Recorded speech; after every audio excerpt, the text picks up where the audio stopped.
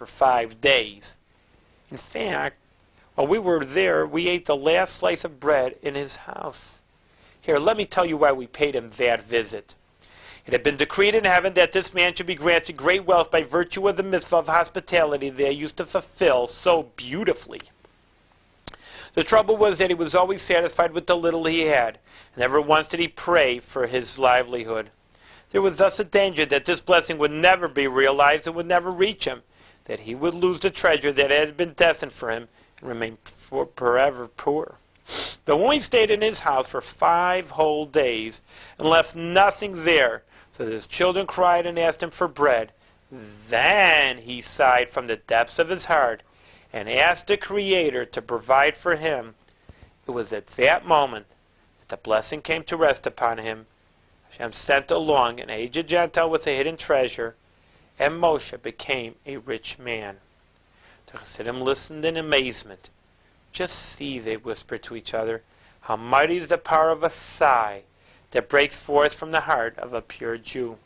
Well, we've always have more stories to tell, and maybe next time we'll tell even more stories, because I love listening to the stories, and I've heard them so many times, and I'm sure that, I'm confident that you also enjoyed the stories for children and adults alike. But like I say, they're not just stories sometimes to amuse, like that interesting story with the old man that came from the netherworld, but also that stories that teach us a beautiful moral lesson about giving charity and taking in guests. And we also have to remember, maybe if it's just on a selfish level, but we'll accept that also, it's really the more you give is the more you get back. Ultimately, you'll get back whatever you give in charity, and it'll be for a good purpose, and it'll be a right purpose, and you'll see that.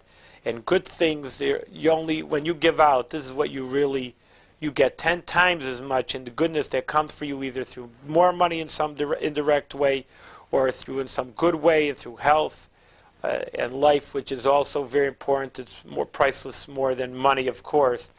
But same with that, all that, these stories convey a beautiful idea that a person can do good and be moral and ethical, and ultimately it's the best thing for him.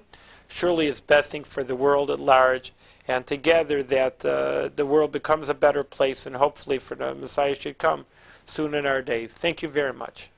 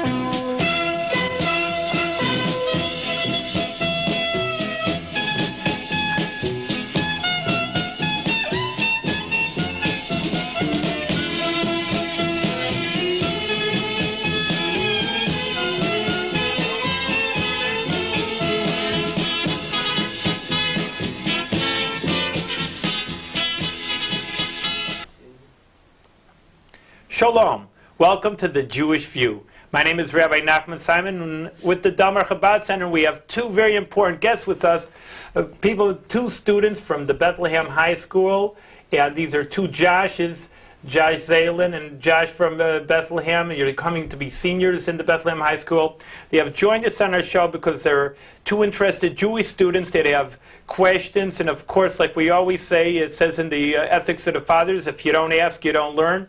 We always welcome many questions, so we welcome the 2 Joshes from Bethlehem to the Jewish View.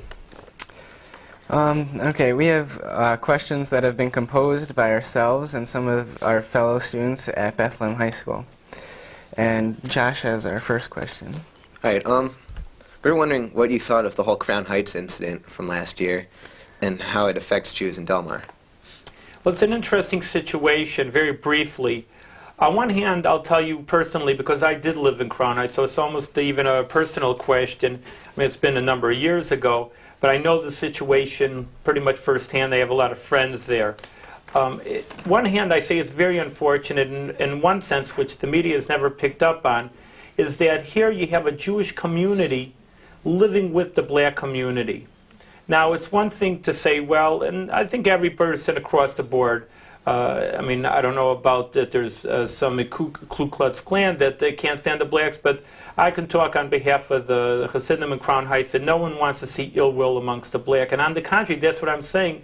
They're, I think, doing the best favor to integrate. And it's one thing to say, you know, to live in a suburb and saying, oh, I wish the blacks the best of everything, and why can't we all live together, when you live in a very isolated community. They live together. It's difficult because there is a higher crime rate than maybe, surely, than the suburbs. Nothing to talk about.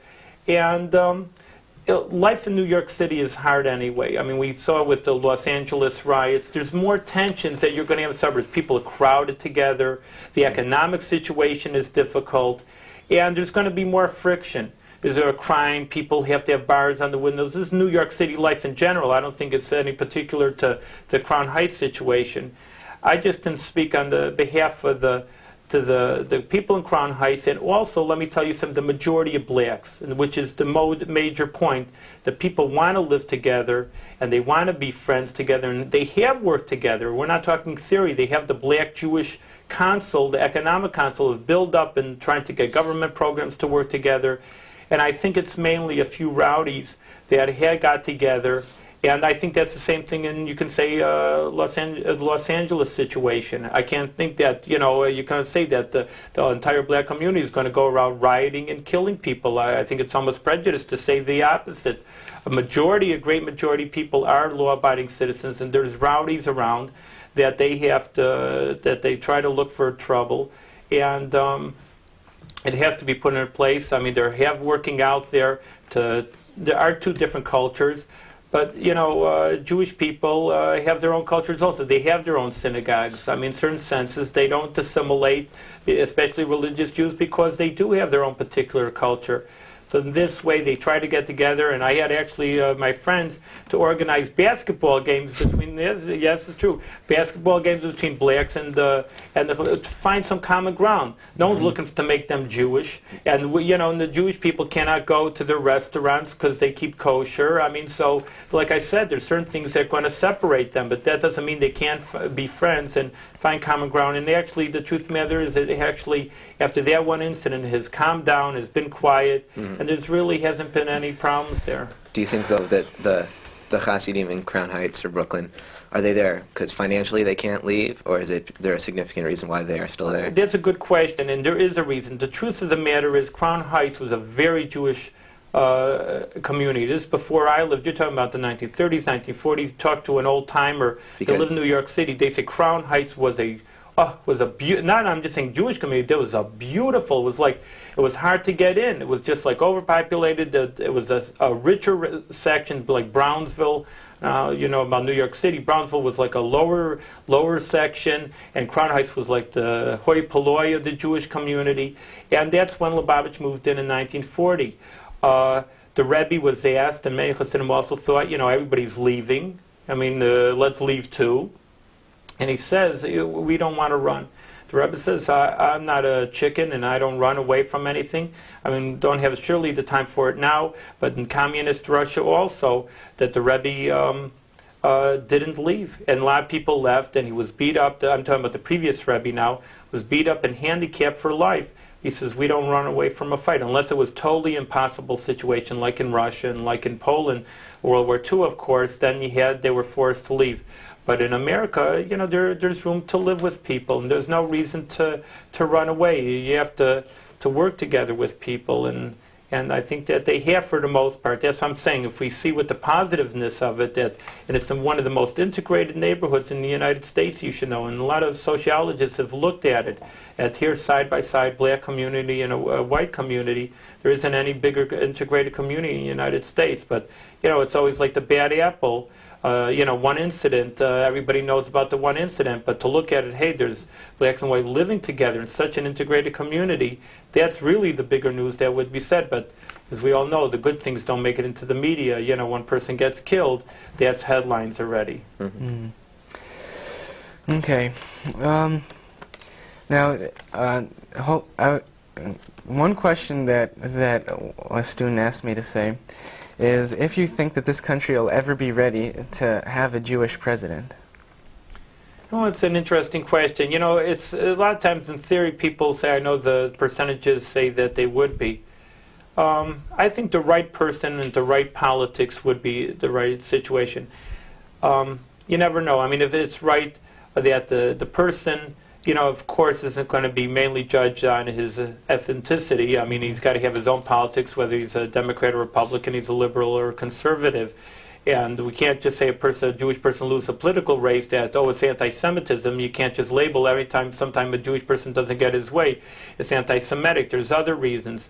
There's a lot of Jewish people in the Senate. I think the right Jewish person would be able to be voted in if he'd be the right person in the right politics in the right time.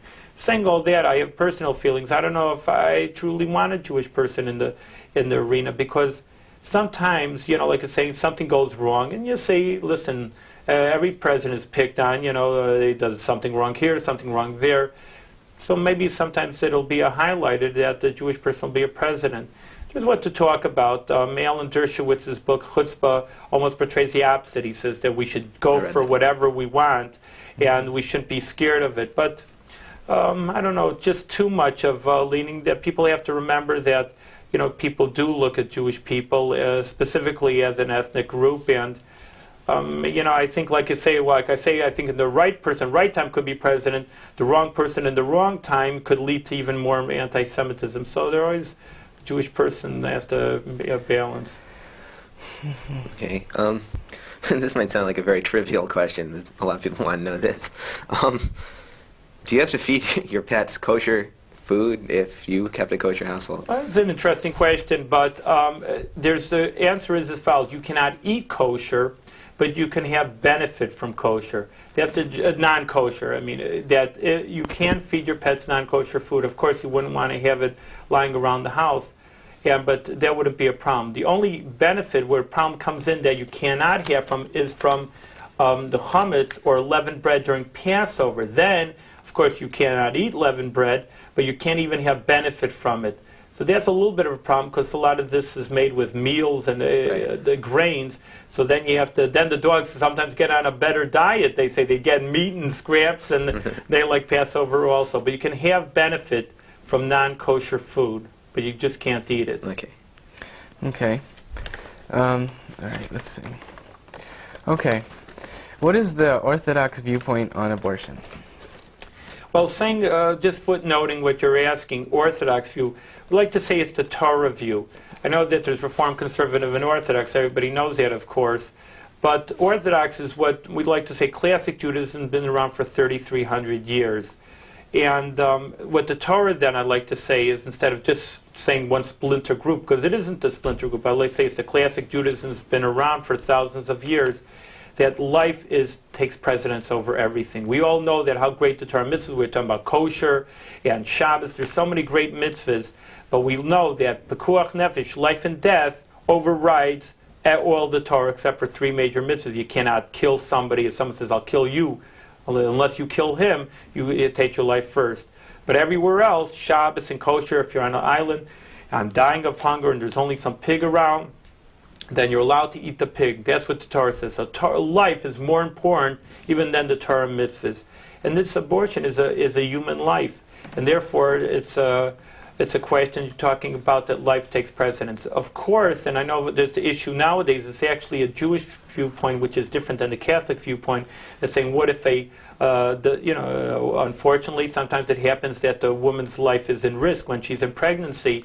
Then the answer is that the child has to go, and the mother stays alive. And the reason there's a logic for this is we take a sure thing over a doubt. The mother we know is alive. The baby we don't know if he'll be stillborn or whatever have you, and therefore we take a sure thing over the life. And most people, even though it's different than the Catholic viewpoint, because the Catholic viewpoint says that the child should live, that most people, even in abortion things, has come upon the Jewish viewpoint that the child, that the mother takes first precedence over a baby.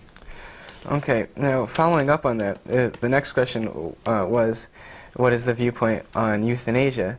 But since you say that, since the Torah says that that life takes precedent over everything, so does that include the machines keeping people alive? That's a good question. Totally excellent questions you're asking. And that question is as follows. That I just want to footnote also and make a note that you see that sometimes the law seems harsh. I mean, you read one basic law, but if you see how it's understood in the Talmud and the law, that it becomes very humane. And here is also one idea also. We cannot give a blanket statement. Now, these machines are very important. Of course, it's a modern day question. And the question is, the point is, you cannot do anything like positively to kill someone. You cannot actively kill somebody.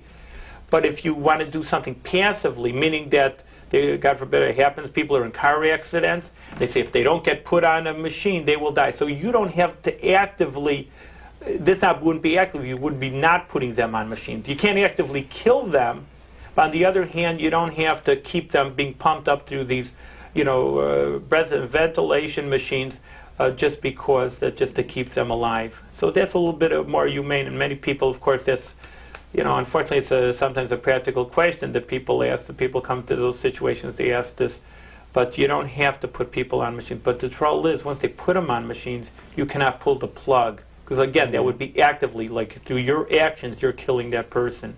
Is there a related view on autopsies? Because I had a relative who was more religious, it's like 40 years ago, and she had surgery, and then she died soon after, and it was almost definitely known that they left something in there, but they refused to have the autopsy.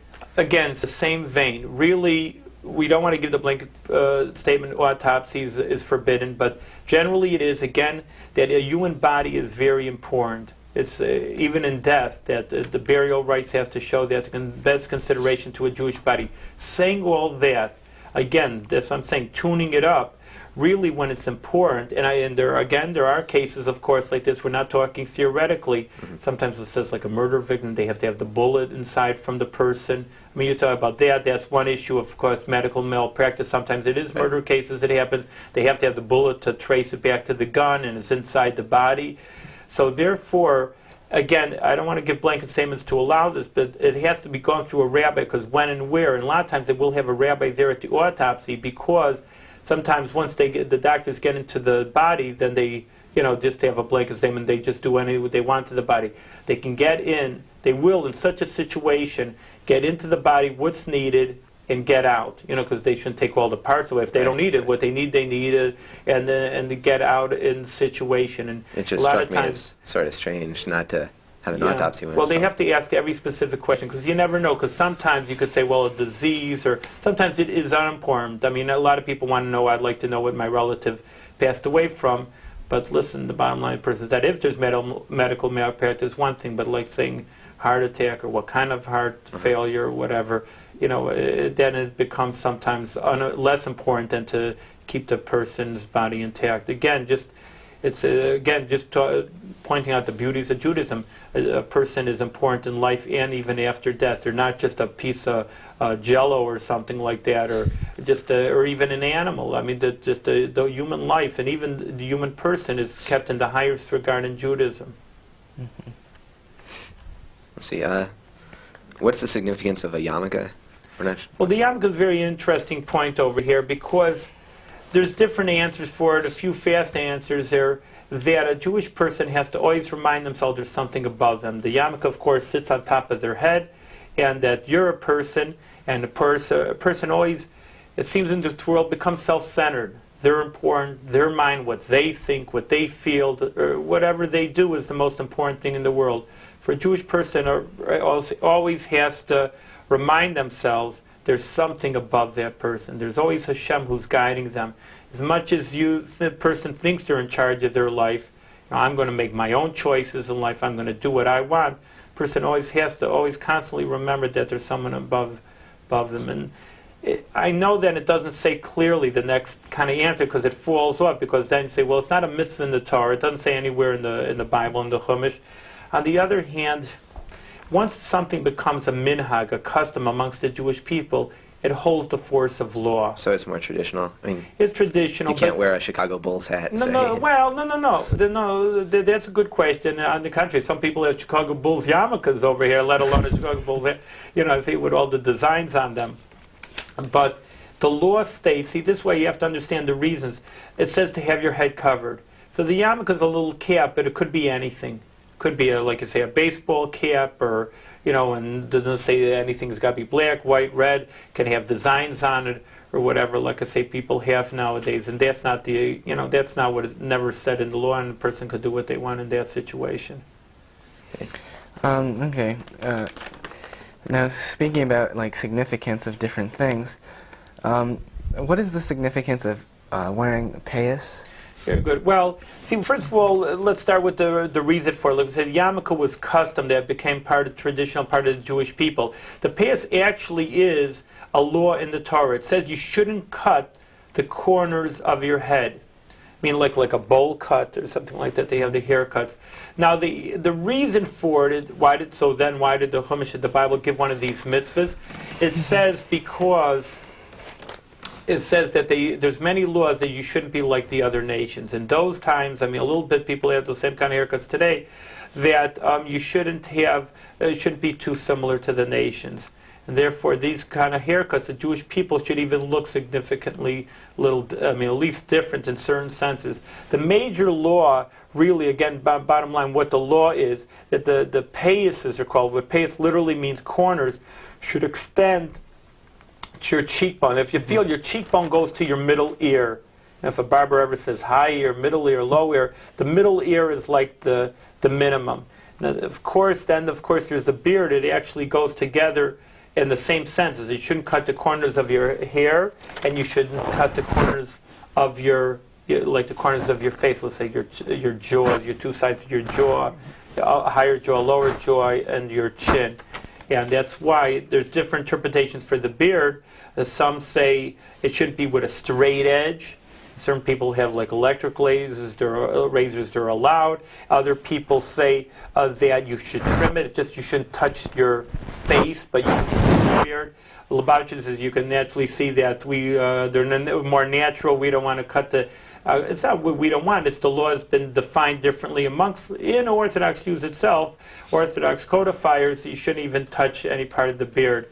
But just a little more of an idea. It says that women don't, once you asked about payas, women don't have this law about cutting the corners, because it's just a little bit of the Gemara, because it says it's in one sentence, like I said, do not cut the corners of your hair, and don't cut the corners of your face, meaning the beard. So the Gemara, the Talmud learns out what applies to one applies to the other. The people who have beards have the first part of the sentence at the corner of the head. The women obviously don't have beards or can't have beards, so it doesn't apply to them the corners of their hair. So that the whole law only applies to men haircuts. Okay. And all right. Now, one of my friends in school was he doesn't go to the school anymore, but he was Orthodox, and not completely Orthodox, but he was thinking about growing payas. His father, though, said that he was going to have trouble finding occupational opportunities in a Gentile world, because they wouldn't accept the fact that he had payas, and he'd have trouble for interviews and stuff. And would you think that that's accurate? Well, a lot of people have that view. I mean, of course, I try to give both sides view. Like I said, with the Orthodoxy, I said the beard. I mean, we hold one way, but I'm also open to other people's views in this situation. My personal view, I mean, it's not mine, and like I try to say in the strictly Orthodox sense, would say that the Almighty sustains the world. Many people do have beards, and they wear yarmulkes, and they make a good living, and they on their own talents, and it's just. The Almighty is in charge of the world. A lot of people will, on the other hand, and give you the second point of view, and in Orthodox Judaism itself, people will say when it comes to parnasa, making a living, a person can be a little bit lenient. Torah also, like I said, just like they respect a person's life, that they also respect that person has to make a living. No one should starve to death, obviously, and they should try to make a good living. So there will be other viewpoints. I will say, and people will say that some people feel if they wear a yarmulke to work or whatever, and people say, oh, you're Jewish. Like I say, maybe that Jewish person doesn't stand out. They wouldn't know they're Jewish. They don't look too different. But obviously, when you start a yarmulke, you start with a payas, they look Jewish, and some people will have that view that in order to make a living, a person doesn't have to stand out. There's different viewpoints on it. On a more contemporary topic, a friend of mine on the football team was wondering who your favorite Jewish athlete was. Well, it's not my Jewish athlete. I always liked, first of all, I grew up, I don't want to show how old I am compared to you over here, but I'm from Chicago originally, so I was like Ken Holtzman, because he was a pitcher for the Cubs. And there was Sandy Koufax, who, even when I was young, I know the famous story, it was like Jewish pride was not, we're in Shabbos, on Yom Kippur, he didn't play on Yom Kippur the World Series. But today, if you want to like say contemporary, it's not, I like the Jewish coach. Marv Levy is the coach of the Buffalo Bills. So that shows that person with Jewish brains control and get into Super Bowl, even though I know he came in second place, but all right, pretty close. And I do watch that. And there is actually a magazine that's coming out with Jewish athletes, just about Jewish athletes. It's a brand new thing. I don't know how big it is over here, but it's funny. We always make jokes about that because I've had a few people on the show also talking about that. That it's not the biggest book in the world. It's actually the smallest book in the world, Jewish athletes. But there are really, in a way, and you'd be surprised, significant numbers. Maybe not according to other ethnic groups, but it's not one or two around, and they have their fields and in the Olympics in different countries. You wouldn't understand, like in Europe and things in Russia, that there are Jewish athletes that get themselves into the Olympics, and you never hear about it except for guys, a baseball player or a football player in America. But tennis. But even in, like you say, in the track or whatever. Maybe they're not the best in the world also, so you may not hear about them, but they are part of the teams, and they do get into the Olympics in other countries, in South America also. So, and that's not one of their, I guess, the Jewish forte is athletes, but all right, have a few people there also. All right, let's see here. I have a friend he goes to Bethlehem, and his parents are both Jewish, and they brought up their children Jewish, but unfortunately, he's abandoned his heritage, and he considers himself to be an atheist.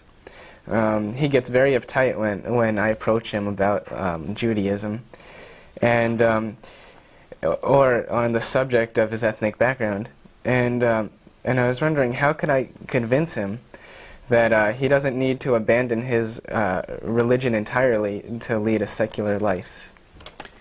Well, it's a difficult situation because I'm sure it's not just a detail to talk to him about it. He has to probably go back to the roots and see where his education, what kind of attitude he was raised up with. And first thing a Jewish person has to have is just being proud that he's Jewish. And obviously that person doesn't have any pride. And to get pride, a person has to understand what being Jewish is. Maybe a lot of times I know when I've talked and dealt and sat down with people, sometimes they're scared about a little bit anti-Semitism to step out. I want to be like everybody else. Why should I be different? So therefore, that they just don't want to know from anything that's Jewish because, listen, obviously the majority of the world, the majority of the United States, and the majority of Bethlehem is not Jewish, and they just feel, I just want to fit in, I don't want to be different. Or sometimes people have different problems, and they just don't see the reason for being Jewish, that they, maybe on Saturday they had to go to synagogue and everybody was having fun, and it's, I don't want to have this anymore. Why should I, not have any, a lot of people have different reasons for it, so you can't just give, like I say, a blanket answer to anybody. But the main thing is just to show a person that they can be proud to be Jewish, and if they're looking about a profession, that they could see, hey, listen, there's other Jewish people in this profession, or like you say, even athletes or whatever, they've made it, and really today, that's surely the case in America. We're not, maybe 50 years ago you would have to say it's, hard to be a Jewish person and there's a lot of anti-Semitism, but look how many, see what his role model is and things like that, and see, hey, you can be proud, and this person is proud, and there's a lot of proud Jewish people in any profession, in any walk of life. And, and no one's asking them, like, I don't know, that's what I'm saying, sometimes to be religious, but just the first thing is to being proud that they're Jewish. Mm-hmm. Now, how do you think you'd, I was playing a board game with him, and and Josh was there, and another friend was there. And we got into a discussion with him about Israel and how we were both pro-Israel, but he was violently. Yeah, he was violently against it. Almost, it was pretty sad. And we were trying to convince him that, I mean, even so, there should be a homeland for Jewish. Right, and he just said we should assimilate everywhere, basically. Well, I see where he's coming from once you say that. The point is, it just goes hand in hand, that a people that feel that they don't have Jewish pride, that the Jewish people, of course, the Jewish Israeli flag is a big Jewish star on top, and that they just don't want to know from being Jewish, and it's probably the root of assimilation. And you got to get to the reason why he feels so anti any Jewish feelings. It's hard to talk to people about that because it's emotional. I don't think there's anything that intellectually, like you say, you're going to say, well, it's a homeland, it's only right, and all the Jewish people need is one little strip of land in the world, and everybody else has, and they need it because there's so much oppression. Look at the Russian Jews when they had to get out. You had 500,000 Jews run out, and it could happen in anywhere. And we talked about many times on the show the importance of Israel, but it's hard to talk to people on an intellectual level with reasoning when it's more emotional. They feel something. So it's a little bit, I would just, even your friendship is important, I think. Just like you say, you have Jewish T-shirts, which I'd like to ask you. You've been asking me the question. I ask like one question, I get to ask you. But just saying that you're so highly visible as Jewish people, I think that's even important for him. Sometimes it's just, I know it may not sound like the biggest move in the world just to be friends or things like that, but sometimes that's even step number one. Just that you're Jewish and you come around, and just that I know people, you should know that, they're so assimilated, they don't even want to have Jewish friends. And so that's even one step to that they know, he knows that you're proud Jewish, students, and just that he just is acquainted with you. And that's good. So one last question. I get to have one question after so many questions. I see you have a Jewish shirt, and it's something unique I've never seen before. If you want to explain it to where you've got it from. Okay. We both went to Spain with our school Spanish trip back in February, and we bought these in Cordoba, and these commemorate the expulsion of the Jews from Spain, if that's something to commemorate. And shows Columbus's ships, and I think. I don't know if I can call it a commemoration, but more of a reminder that it happened, and a hope that it'll never happen again. Very good. Sepharad, I just want to tell the audience that Sepharad means Spain and Spanish Jewry, and it's of course the 500 years since the Spanish Inquisition. We'll run out of time, but I want to thank both of you for coming for a very enjoyable show. I'm sure the viewers also have gained a lot of knowledge, and any more questions, of course, we're always open, and you're welcome back to ask any more questions. Thank you very much. Thanks a lot.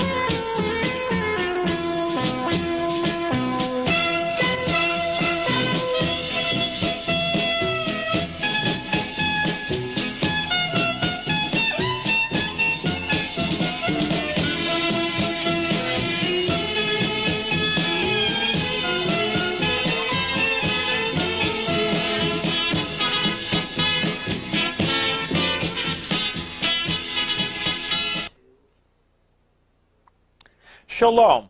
Welcome to the Jewish View. My name is Rabbi Simon with the Delmar Chabad Center. Today's topic is kosher. Well, we don't have any beautiful recipes for you, and we don't have any luscious looking